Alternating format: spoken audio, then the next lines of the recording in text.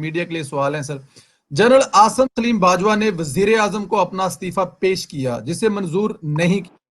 इस्तीफा मंजूर क्यों ना हो सका? क्या इमरान खान के पास इसका इख्तियार ही नहीं है या कहानी कोई और है? देखिए, इसका जवाब तो इमरान खान साहब ही दे सकते हैं।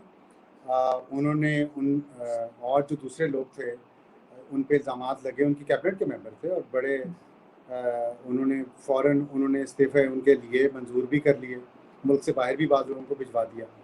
तो इसमें क्यों उन्होंने इनका इस्तीफ़ा कबूल नहीं किया? और खाली इस्तीफ़ा मेरा नहीं ख्याल कबूल करना बनता है। इस चीज़ की पूरी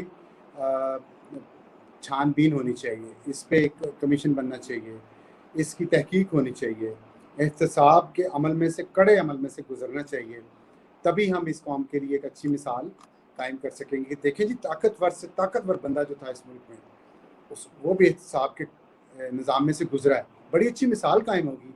ये मैं आपको बताऊं, मैं अगर आसिम सलीम बाजवा साहब की जगह होता तो मैं खुद अपने आप को एहतसाब के लिए पेश कर देता कि जी मेरा एहतसाब करें।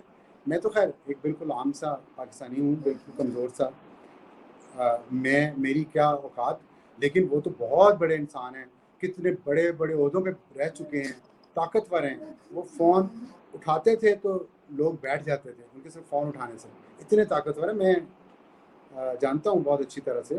तो वो अगर खुद अपने आप को एहतसाब के निज़ाम में से गुजारेंगे, जलते हुए कोयलों पे से गुजरेंगे, तो तारीख की किताबों में ये बात लिखी जाएगी कि इतना बड़ा शख्स, इतना ताकतवर शख्स, उसने खुद अपने आप को एहतसाब के लिए पेश किया, हज़रत उमर रज़ी अल्लाह तआला अन्हु की सुन्नत पर अमल करते हुए, और उन्होंने कहा मुझे एहतसाब में से गुजारो, मुझ पर इल्ज़ाम लग गया है, गलत है, लेकिन मैं अपने आप को एहतसाब के लिए पेश करता हूँ, अपने बीवी बच्चों को एहतसाब के लिए पेश करता हूँ।